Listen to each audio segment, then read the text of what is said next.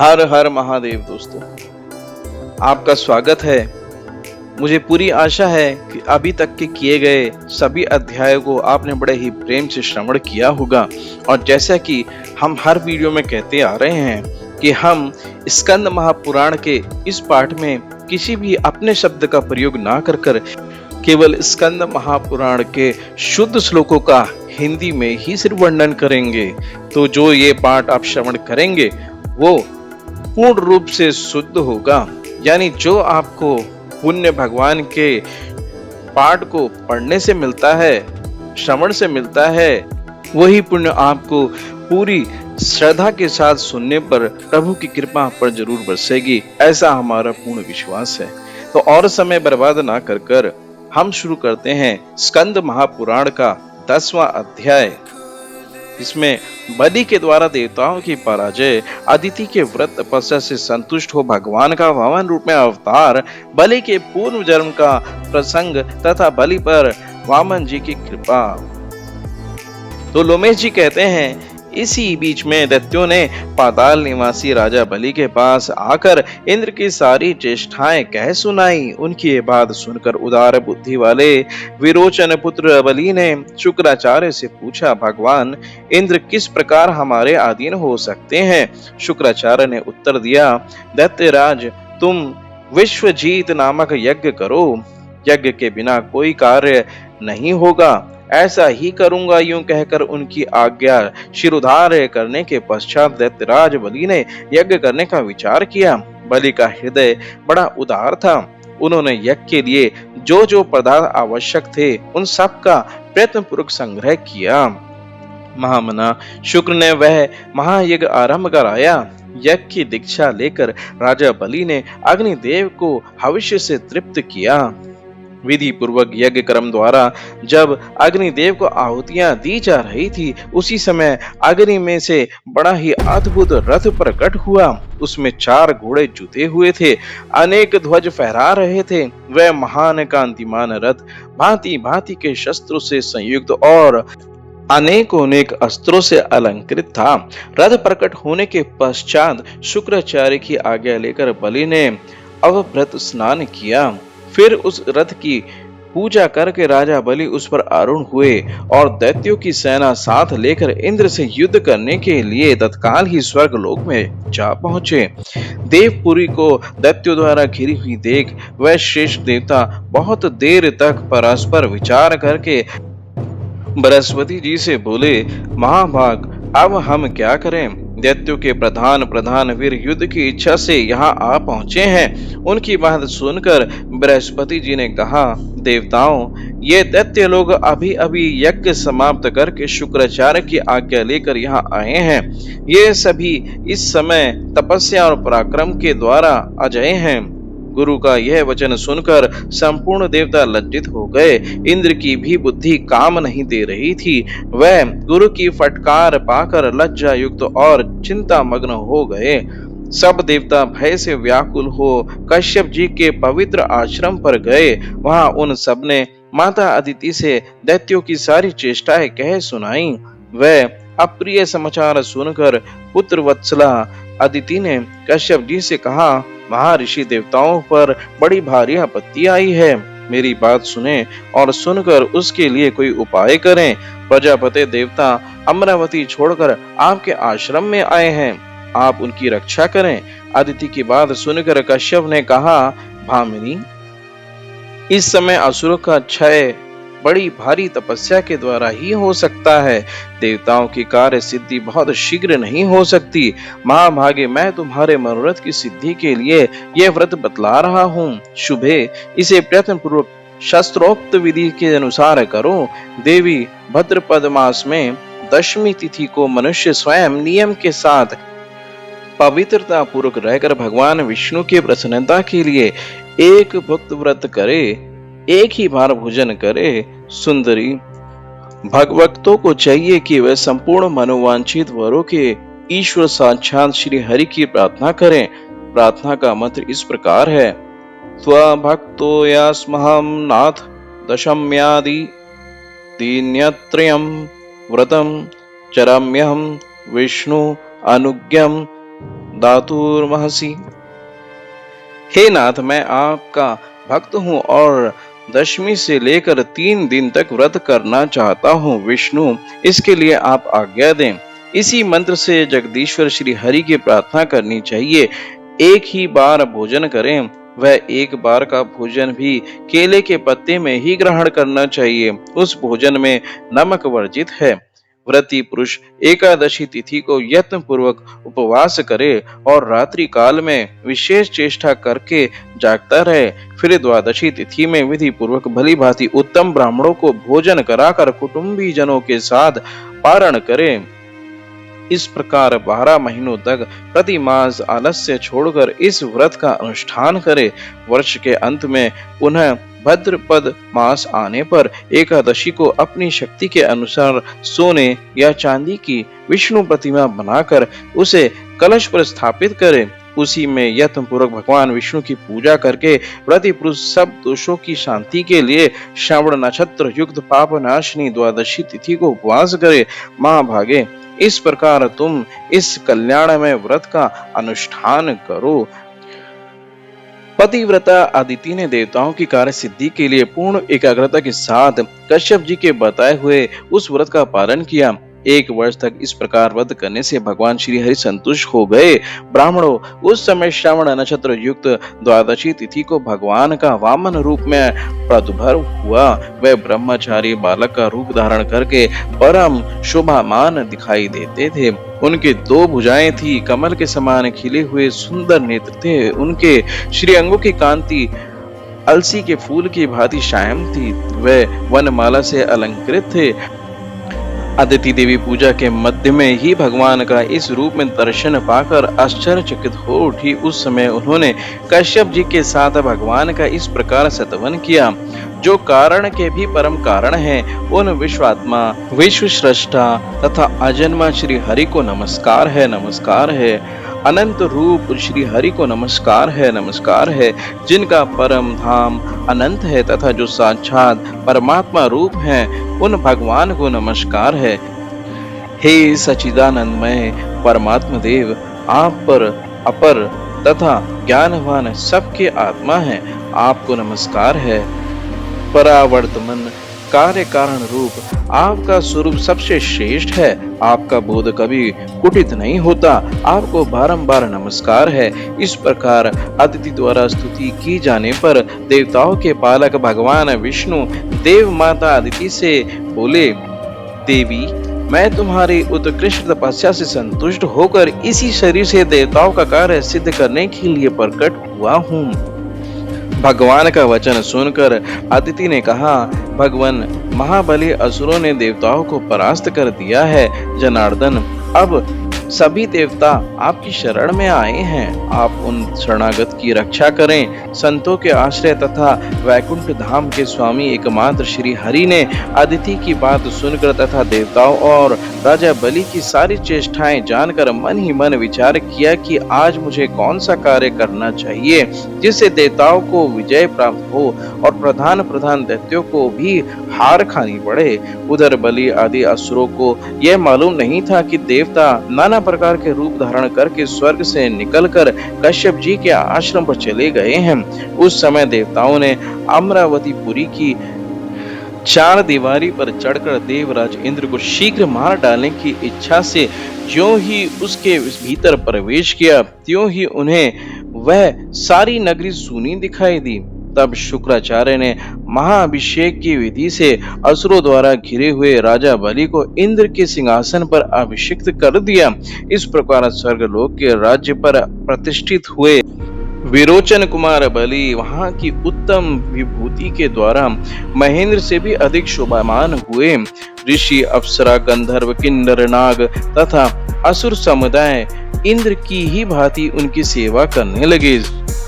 संपूर्ण प्राणियों में दान की दृष्टि से राजा बलि ही सबसे बढ़कर दाता है। याचक जिन जिन कामनाओं को प्राप्त करने की इच्छा करते, दानवराज बलि संपूर्ण याचकों को वही वही वस्तु प्रदान करते थे। शौनक जी ने पूछा, महाभाग, सूर्य देवराज इंद्र तो स्वर्ग में रहकर कभी दान नहीं देते हैं। राजा बलि कैसे दाता हुए, ये सब यथार्थ रूप से बतलाइए। लोमेश जी बोले, ब्राह्मणों, इंद्र पहले जन्म में याज्ञिक रहे हैं। उन्होंने 100 अश्वमेध यज्ञों का अनुष्ठान करके अमरावतीपुरी का राज्य प्राप्त किया है। अब वह केवल भोग लोलुप रह गए हैं। अभिष्ट फल पाने के पश्चात इंद्र में कृपणता आ गई है। आज जो इंद्र है वह कभी कीड़ा हो सकता है तथा पहले का कीट इंद्र के रूप में उत्पन्न हो जाता है। इस विषय में दान से बढ़कर दूसरा कोई ऐसा साधन नहीं है।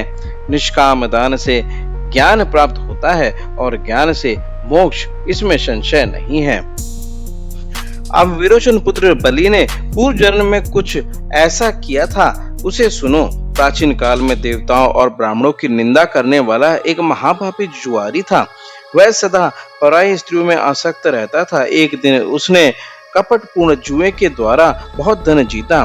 फिर अपने हाथों से स्वास्तिक, पान का, तीनों का बीड़ा बनाकर तथा गंध और माला आदि सामग्री जुटाकर एक वैश्या को भेंट देने के लिए वह उसके घर की ओर दौड़ा। रास्ते में उसके पैर लड़खड़ा गए और उसी समय वह पृथ्वी पर गिर पड़ा। गिरने पर क्षण भर के लिए उसे मूर्छा आ गई। जब मूर्छा दूर हुई तब पूर्व जन्म के किसी पुण्य के प्रभाव से उसके मन में सद्बुद्धि उत्पन्न हुई। जुआरी दुखी होकर खेद एवं वैराग्य को प्राप्त हुआ। मूर्ख और जुआरी होने पर भी उसने पृथ्वी पर पड़ी हुई गंध, पुष्प आदि श्रेष्ठ सामग्रियों को भगवान शिव की सेवा में समर्पित कर दिया। जीवन में केवल यही एक पुण्य उसके द्वारा संपन्न हुआ था। मृत्यु के बाद जब यमराज के दूत उसे यमलोक ले गए तब उस पापी से सबको भय देने वाले यमराज ने कहा, ओ मूर्ख, तू अपने पापों के कारण बड़े बड़े नरकों में यातना भोगने के योग्य है। उसने कहा, यमराज, यदि मेरा कोई पुण्य भी हो तो उसका भी भली भांति विचार कर लीजिए। तब चंद्रगुप्त ने कहा, तुमने देहांत होने के समय पृथ्वी पर पड़े हुए कुछ गंध और पुष्प आदि को भगवान शिव के उद्देश्य से दान किया है। परमात्मा शिव को वह सामग्री समर्पित की है। उस सत्कर्म के फल से तुम्हें 3 घड़ी के लिए इंद्र का प्रसिद्ध पद प्राप्त होगा। चित्रगुप्त की बात सुनकर जुआरी ने कहा, मैं सबसे पहले अपना शुभ कर्म भोगूंगा। उसके ऐसा कहने पर उदार बुद्धि वाले बृहस्पति जी संपूर्ण देवताओं के साथ तत्काल वहां आ पहुंचे और उस जुआरी को ऐरावत हाथी पर चढ़ाकर इंद्र भवन में ले गए। वहां पवित्र आत्मा बृहस्पति ने इंद्र को समझाया, पुरंदर, तुम मेरी आज्ञा से इस जुआरी को 3 घड़ी के लिए अपने सिंहासन पर बैठाओ। गुरु की बात मानकर इंद्र उदासीन भाव से राज्य छोड़कर अन्यत्र चले गए। तदंतर जुआरी को देवराज के भवन में पहुंचाया गया। तब जुआरी ने वहां दान करना आरंभ किया। महादेव जी के उस प्रिय भक्त ने ऐरावत हाथी अगस्त्य को दे दिया। उसकी बुद्धि बड़ी उदार थी। उसने उच्चेश्वा नामक घोड़ा विश्वामित्र को दे दिया। उसका महान यश फैला हुआ था। उसने कामधेनु गाय महर्षि वशिष्ठ को दे दी और चिंतामणि नामक रत्न गालव मुनि को समर्पित कर दिया। उस महातेजस्वी दाता ने कल्प वृक्ष उठाकर कौंडिन्य मुनि को दे दिया। जुआरी होकर भी वह बड़ा भाग्यशाली था। उसने भगवान शंकर की प्रसन्नता के लिए वैसे वैसे अनेक प्रकार के रत्न ऋषि मुनियों को सहर्ष दान कर दिए।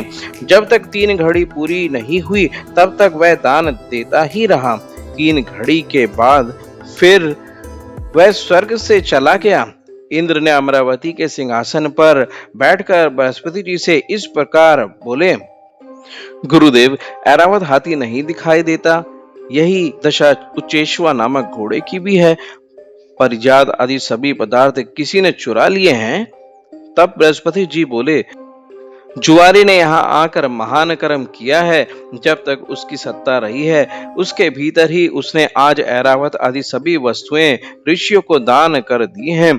बड़ी भारी सत्ता हस्तगत होने पर जो स्वाधीन होते हैं और प्रमाद में ना पड़कर सदा भगवान शिव के ध्यान में तत्पर रहते हैं, वह ही भगवान शंकर के प्रिय भक्त हैं। वह कर्म फलों का परित्याग कर केवल ज्ञान का आश्रय ले परम पद को प्राप्त होते हैं। बृहस्पति जी का यह वचन सुनकर इंद्र ने पूछा, आचार्य, अब हमारा क्या कर्तव्य है? यह शीघ्र बतलाने की कृपा करें। बृहस्पति जी ने कहा, इंद्र, अपनी समृद्धि के लिए ये सारी बातें प्रायः यमराज से कहनी चाहिए। ठीक है, ऐसा कहकर देवराज इंद्र गुरु बृहस्पति के साथ सहसा वहां से चल पड़े। अपना कार्य सिद्ध करने की इच्छा से जब इंद्र संयमनीपुरी पहुंचे, तब यमराज ने उनका बड़ा सत्कार किया। उस समय इंद्र ने कहा, धर्मराज, तुमने मेरा पद एक दुरात्मा जुआरी को दे दिया, किंतु उसने वहां पहुंचकर बहुत बुरा काम किया। तुम सच मानो, उसने मेरे सभी रत्न इन ऋषियों को दान कर दिए हैं। तुम सब कुछ जानते हो, फिर भी एक जुआरी को मेरा स्थान कैसे दे दिया? तब धर्मराज ने इंद्र से इस प्रकार कहा, तुम बड़े बड़े देवेश्वरों के राजा हो, बूढ़े हो गए, किंतु अभी तक तुम्हारी राज्य विषयक आसक्ति दूर नहीं हुई। केवल 100 यज्ञों का अनुष्ठान करके एक ही जन्म के उपार्जित पुण्य का फल यहाँ तुमने प्राप्त किया, परंतु जुआरी ने तुम्हारी अपेक्षा महान पुण्य का उपार्जन किया है। अब धन देकर या चरणों में मस्तक झुकाकर, विशेषता अगस्त्य आदि सभी मुनियों की प्रार्थना करके तुम्हें अपने ऐरावत आदि रत्न प्राप्त करने चाहिए। बहुत अच्छा कहकर इंद्र अपनी अमरावतीपुरी को चले गए। वहां जाकर संपत्तिशालियों में सबसे श्रेष्ठ इंद्र ने बहुत धन देकर ऋषियों से अपनी वस्तुएं लौटाई। इस प्रकार अपने रत्न पाकर महातेजस्वी इंद्र सची देवी के साथ अपनी पुरी में गए। यमराज ने जुआरी को पुनः जन्म दिया। वह अपने किसी कर्म विपाक से विरोचन का पुत्र हुआ। उस समय उसकी माता का नाम सुरुचि था। सुरुचि विरोचन की रानी थी। उसके पिता का नाम वृषपर्वा था। वह उदार मन वाला जुआरी जब सुरुचि के गर्भ में आकर स्थित हुआ, तब से प्रहलाद कुमार विरोचन तथा सुरुचि का मन धर्म और दान में अधिक लगने लगा। उसी ने गर्भ में आकर माता पिता की मति बहुत ही उत्तम कर दी थी। वैसी बुद्धि बड़े बड़े मनुष्यों के लिए भी दुर्लभ है। विरोचन का पुत्र जब गर्भ में था, उसी समय इंद्र दैत्यराज विरोचन को मारने की इच्छा से भिक्षुक ब्राह्मण का रूप धारण कर उसके घर गए और इस प्रकार बोले, राजन, मुझे अपनी रुचि के अनुसार कुछ दान मिलना चाहिए। याचक की बात सुनकर विरोचन ने हंसते हुए कहा, वे प्रवर, यदि आपकी इच्छा हो तो मैं इस समय अपना मस्तक भी दे सकता हूँ। इसके सिवा यह अपना अकंटक राज्य भी आपको समर्पित कर दूंगा। विरोचन के ऐसा कहने पर इंद्र ने सोच विचार कर कहा, महाभाग, मुझे अपना मुकुट मणित मस्तक उतार कर दे दीजिए। ब्राह्मण रूपधारी इंद्र के ऐसा कहने पर प्रहलादपुर विरोचन ने बड़ी प्रसन्नता के साथ अपने ही हाथ से अपना मस्तक काटकर शीघ्रता पूर्वक इंद्र को दे दिया। आर्त प्राणियों को अपनी शक्ति के अनुसार जो कुछ दिया जाता है, वह दान महान पुण्य का हेतु होता है। इसका फल अक्षय बताया जाता है। तीनों लोकों में दान से बढ़कर दूसरी कोई वस्तु नहीं है। विरोचन का वह दान दैत्य, नरेंद्र तथा नाग, इन तीनों के लोकों में प्रसिद्ध हो गया। पूर्व जन्म का वह जुआरी ही विरोचन का महातेजस्वी पुत्र हुआ।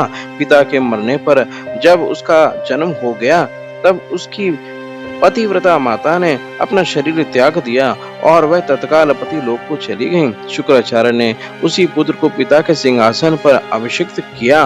वही यशस्वी कुमार लोक में बलि के नाम से विख्यात हुआ। हम यह बात पहले ही बता आए हैं कि राजा बलि से त्रस्त होकर संपूर्ण महाबली देवता कश्यप के शुभ आश्रम पर चले गए थे। देवपुरी में महर्षि बलि जब इंद्र के पद पर प्रतिष्ठित हुए, तब वह अपनी तपस्या से स्वयं ही सूर्य बनकर तपने लगे। स्वयं ही इंद्र, अग्नि और वायु का काम करने लगे। महात्मा बलि ने धर्मराज के ना रहने पर भी धर्म लोक का संचालन किया। वह स्वयं ही ईशान होकर ईशान कोण में विराजमान हुए। वह ही नैत्रि कोण में और पश्चिम में क्रमांश नैत्रिति तथा वरुण हुए।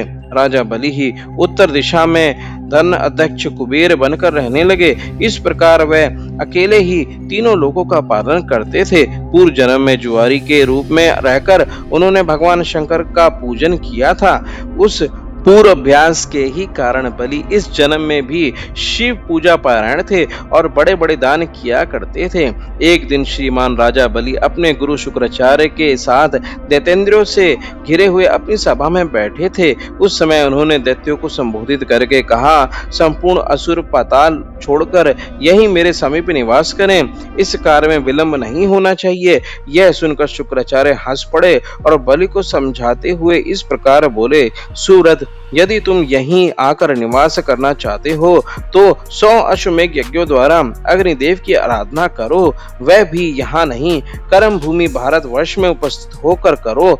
यह कार्य में तुम्हें विलंब नहीं करना चाहिए। अच्छा, ऐसा ही करूंगा। यूं कहकर मनस्वी महात्मा बलि तत्काल स्वर्गलोक छोड़कर दैत्यों तथा शुक्राचार्य के साथ भूलोक में चले आए।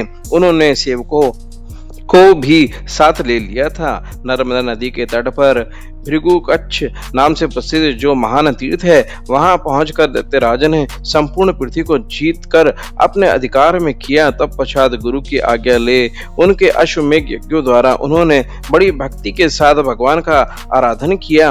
विरोचन पुत्र बलि सत्यवादियों में सबसे श्रेष्ठ थे। उन्होंने ब्रह्मा और आचार्य का वर्ण करके 16 ऋत्वजों का भी वर्ण किया। फिर महात्मा शुक्र ने भली भांति परीक्षा लेकर बलि को यज्ञ की दीक्षा दी और उनके द्वारा 99 यज्ञों का अनुष्ठान करवाया। तब पश्चात बलि ने अंतिम अश्वमेध यज्ञ पूर्ण करने का विचार किया। जब तक उनके 100 यज्ञ पूरे हों, उसके पहले मैं पूर्वोक्त प्रसंग बतला देना चाहता हूँ। पहले कहा जा चुका है कि अदिति देवी ने उत्तम व्रत का अनुष्ठान किया और उस व्रत से संतुष्ट होकर भगवान श्री हरि वामन ब्रह्मचारी के रूप में उनके पुत्र होकर प्रकट हुए। परमेष्ठी ब्रह्मा ने आकर उन्हें यज्ञोपवीत दिया। महात्मा चंद्रमा ने दंड काष्ठ प्रदान किया। परम अद्भुत मृग चर्म और मखिला मंगाई गई। पृथ्वी देवी ने उन्हें चरण पादुका भेंट की। इसी तरह और लोगों ने भी वटु रूपधारी भगवान विष्णु को अन्य आवश्यक वस्तुएं अर्पित की। तदंतर कश्यप और अदिति को प्रणाम करके महातेजस्वी वामन जी यजमान बलि की यज्ञशाला में गए। उस समय सुरेश्वर गण उन वेदांत वेद्य श्री विष्णु की महिमा का गान कर रहे थे। अनेक प्रकार के रूप और वेश धारण करने वाले भगवान ने उस यज्ञ में पहुंचकर सामवेद की ऋचाओं का विधि पूर्वक गान किया। सामगान के अनंतर वह इस प्रकार बोले, राजन दैत्यराज, हिरण्यकशिपु के पुत्र प्रहलाद जी हुए, जो बड़े तेजस्वी, जितेंद्र तथा विष्णु भक्त हैं, जिन्होंने दैत्यराज की सभा में अतिशय तेजस्वी भगवान नरसिंह को प्रकट किया था। महाभाग, उन्हीं प्रहलाद जी के पुत्र तुम्हारे पिताजी थे, जो संसार में विरोचन के नाम से विख्यात हुए थे। उन महात्मा ने स्वयं ही अपना मस्तक दान करके इंद्र को संतुष्ट किया था। राजन, तुम उन्हीं महात्मा विरोचन के पुत्र हो। तुमने बड़े उत्तम यश का विस्तार किया है। तुम्हारे यश रूपी महान दीपक की ज्योति में संपूर्ण देवता पतंगों के समान दग्ध हो गए हैं। तुमने इंद्र को भी जीत लिया है, इसमें संशय नहीं है। सूरत, मैं तुम्हारे सब चरित्र सुन चुका हूँ। तुम बड़े मनस्वी हो तथा तीनों लोकों में अधिक से अधिक दान करने वाले दाता के रूप में ख्याति है। तथापि मेरे लिए तुम्हें 3 पग पृथ्वी देनी चाहिए। तब विरोचन कुमार बलि ने हंसकर कहा, महाभाग, मैं पर्वत, बड़े बड़े जंगल तथा संपूर्ण द्वीपों सहित समूची पृथ्वी तुम्हें दूंगा। तुम मेरी दी हुई इस भूमि को ग्रहण करो। वामन जी ने कहा, दैत्यराज, स्वयं चलते समय मेरे 3 पग से जितनी पृथ्वी मापी जाए उतनी ही मुझे दीजिए। ब्रह्मचारी की बात सुनकर बलि ने हंसते हुए कहा, बहुत अच्छा, लीजिए। यूं कहकर बलि ने कश्यप कुमार वामन जी का भली भांति पूजन किया। उस समय बड़े बड़े ऋषि तथा मुनीश्वर महातेजस्वी बलि के सौभाग्य की सराहना कर रहे थे। वामन जी का पूजन करके राजा बलि ज्यों ही उन्हें दान देने को उद्यत हुए, त्यों ही शुक्राचार्य ने उन्हें रोक दिया और कहा, दैत्यराज, ब्रह्मचारी के रूप में ये साक्षात विष्णु हैं, इन्हें तुम दान ना देना। यह तो इंद्र का कार्य सिद्ध करने के लिए आए हैं और तुरंत तुम्हारे यज्ञ में विघ्न डाल रहे हैं। अतः अध्यात्मत्व का प्रकाश करने वाले यह विष्णु तुम्हारे द्वारा इस समय पूजा पाने के योग्य नहीं है। इन्होंने ही पहले मोहिनी रूप धारण किया था। उस समय देवताओं को तो अमृत पिलाया और राहु को मार डाला। इन्होंने ही दैत्यों का संहार किया है और महाबली कालनेमी भी इन्हीं के हाथों मारा गया है। ये ही ईश्वर हैं और ये ही संपूर्ण विश्व के पालक हैं। महामते, अब तुम अपने मन से हित और अहित सबका विचार करके कोई काम करो। गुरु शुक्राचार्य के इस प्रकार समझाने पर राजा बलि ने हंसकर मेघ गर्जना के समान गंभीर वाणी में कहा, गुरुदेव, जिन वाक्यों द्वारा आपने मुझे विचलित किया है वह सब मेरे हित की दृष्टि से ही कहे गए हैं, तथापि विचार दृष्टि से देखने पर आपके हितकारक वचन भी मेरे लिए अहितकारक ही होंगे। ब्रह्मचारी का रूप धारण करके आए हुए इन भगवान विष्णु में मैं इनकी मांगी हुई वस्तु अवश्य दूंगा।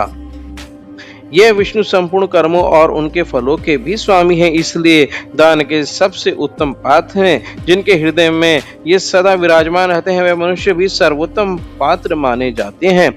यह बात ध्रुव सत्य है। जिनके नाम से यहाँ सब कुछ पवित्र कहा जाता है, जिनके चिंतन से यह वेद, यज्ञ, मंत्र तथा तंत्र आदि सभी पूर्णता को प्राप्त होते हैं, वह ही ये समस्त विश्व के स्वामी सर्वात्मा श्री हरि आज कृपा करके मेरा उद्धार करने के लिए यहाँ पधारे हैं।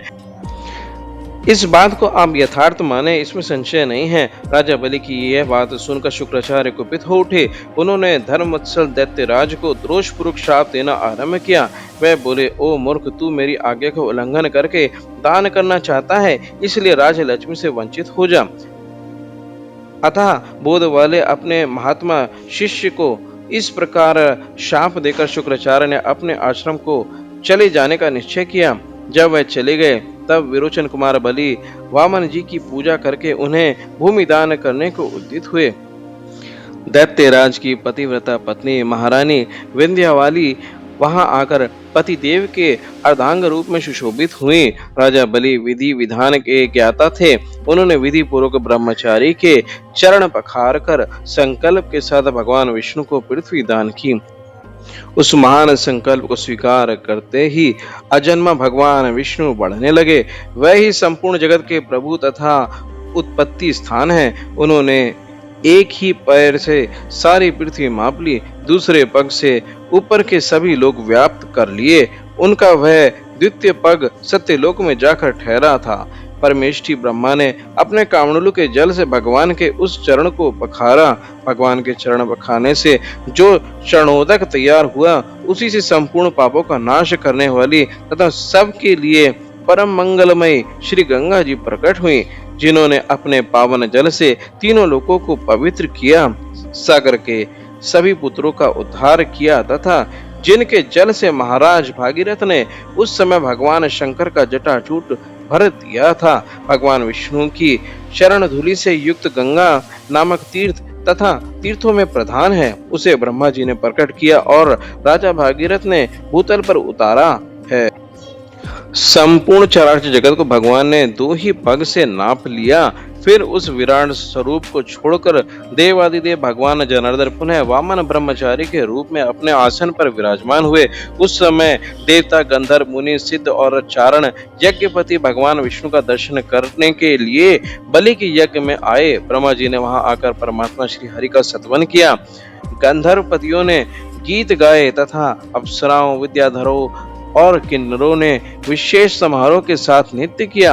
महात्मा बलि के यज्ञ मंडप में प्रहलाद जी भी पधारे। अनन्य दैत्यपति भी बड़ी उतावली के साथ वहां आ पहुंचे। उस समय भगवान वामन ने बलि की पत्नी विंध्यावली से हंसकर पूछा, देवी, तुम्हारे पति के द्वारा आज मुझे 3 पग पृथ्वी मिलनी चाहिए, उसकी पूर्ति इस समय कहां से होगी? इसका उत्तर शीघ्र दो। विंध्यावली बड़ी साध्वी थी, उसे इस घटना से तनिक भी विस्मय नहीं हुआ। वह भगवान त्रिविक्रम से इस प्रकार बोली, देव, आप समस्त लोगों के एकमात्र स्वामी हैं। आपने अपना भारी डग बढ़ाकर यह त्रिलोकी माप ली है। इसी प्रकार संपूर्ण जगत आपसे व्याप्त है। संसार के एकमात्र बंधु आप ही हैं। आपके स्वरूप की तुलना कहीं नहीं है। भला हम जैसे लोग आपको क्या दे सकते हैं। इसलिए इस समय मैं जो निवेदन करती हूँ उसी के अनुसार कार्य कीजिए। मेरे स्वामी ने इस समय आपको 3 पग भूमि देने की प्रतिज्ञा की थी। उसके अनुसार मेरे पूज्य पतिदेव तीनों पगों के लिए स्थान इस प्रकार दे रहे हैं। प्रभु देवेश्वर, आप अपना पहला पग मेरे मस्तक पर रखिए। जगतपते, दूसरा पग मेरे इस बालक के मस्तक पर स्थापित कीजिए तथा जगन्नाथ, अपना तीसरा पग मेरे पति के मस्तक पर रख दीजिए। केशव, इस प्रकार ये 3 पग मैं आपको दूंगी। विंध्यावली की ये बात सुनकर भगवान विष्णु बड़े प्रसन्न हुए और राजा बलि से मधुर वाणी में बोले, तात, मैं तुम पर बहुत प्रसन्न हूँ। बोलो, मैं तुम्हारा कौन सा कार्य करूं। महामते, संपूर्ण दाताओं में तुम सबसे श्रेष्ठ हो। तुम्हारा कल्याण हो। तुम इच्छा अनुसार वर मांगो, मैं तुम्हारी संपूर्ण कामनाएं पूर्ण किए देता हूँ। भगवान वामन ने ऐसा कहकर विरोचन कुमार बलि को बंधन से मुक्त कर दिया और उन्हें छाती से लगा लिया। तब बातचीत करने में चतुर राजा बलि इस प्रकार बोले, प्रभु, आपने ही इस संपूर्ण चराचर जगत को उत्पन्न किया है, अतः आपके चरण बिंदों के सिवा दूसरी कोई वस्तु मैं नहीं चाहता। देव जनार्दन, आपके चरण कमलों में मेरी भक्ति सदा बनी रहे। देवेश्वर, वह सनातन भक्ति बार बार निरंतर बढ़ती रहे। बलि के इस प्रकार प्रार्थना करने पर भूत भावन भगवान वामन ने अत्यंत प्रसन्न होकर कहा, राजन, तुम अपने भाई बंधु और संबंधियों के साथ सुतल लोक में चले जाओ। यह सुनकर दैत्यराज बलि बोले, देवदेव, आप ही बताइए, सुतल लोक में मेरा क्या काम है। मैं तो आपके पास ही रहूंगा। इसके विपरीत कुछ भी कहना उचित नहीं है। तब भगवान ऋषिकेश राजा बलि के प्रति अत्यंत कृपालु होकर बोले, राजन, मैं सदा तुम्हारे समीप रहूंगा। असुर श्रेष्ठ, तुम खेद ना करो, मेरी बात सुनो। मैं सुतल लोक में तुम्हारा द्वारपाल होकर रहूंगा। मेरे इस वचन को तुम वरदान समझो। आज मैं तुम्हारे लिए वरदायक होकर उपस्थित हूँ। अपने वैकुंठवासी पार्षदों के साथ तुम्हारे घर में निवास करूंगा। अतुल तेजस्वी भगवान विष्णु का ये वचन सुनकर दैत्यराज बलि असुरों के साथ सुतर लोक में चले गए। वहां बाणासुर आदि 100 पुत्रों के साथ वह सुखपूर्वक निवास करने लगे।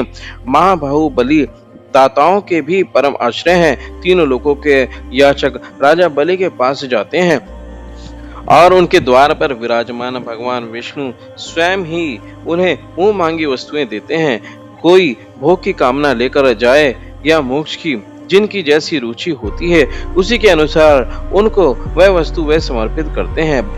भगवान शंकर की कृपा से ही राजा बलि ऐसे महत्वशाली हुए। पूर्व काल में जुआरी के रूप में उन्होंने परमात्मा शिव के उद्देश्य से जो दान किया था उसी का यह फल है। अपवित्र भूमि में पहुंचकर गिरी हुई गंध पुष्प आदि सामग्री को भी परमात्मा शिव की सेवा में समर्पित करके जब बलि ने इतनी उन्नति की, तब जो लोग श्रद्धा और भक्ति से महादेव जी की सेवा में गंध पुष्प और जल अर्पण करते हैं, उनके लिए तो कहना ही क्या है। वह साक्षात भगवान शिव के समीप जाते हैं। ब्राह्मणों, भगवान शिव से बढ़कर दूसरा कोई पूजनीय देवता नहीं है।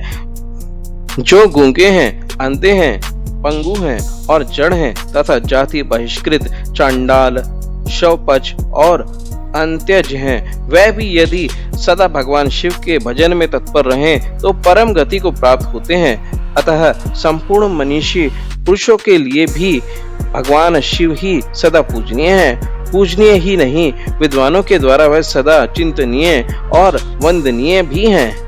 परमार्थ तत्व के ज्ञाता पुरुष अपने हृदय में विराजमान भगवान महेश्वर का निरंतर चिंतन करते रहते हैं। तो यहाँ पर यह अध्याय समाप्त होता है। अब अगले अध्याय में हम श्रवण करेंगे कि तारकासुर को ब्रह्मा जी का वरदान, हिमालय के घर सती का पार्वती रूप में अवतार, शंकर जी के रोष से कामदेव का भस्म होना तथा पार्वती की उग्र तपस्या। अगर आपको ये वीडियो पसंद आए तो वीडियो को लाइक जरूर करें और अगर आप चैनल पे नए हैं तो सब्सक्राइब करना ना भूलें, ताकि इस सीरीज में आने वाली आगे की वीडियो भी आप समय से देख सकें। अभी के लिए इतना ही, अगले अध्याय में मिलते हैं। हर हर महादेव।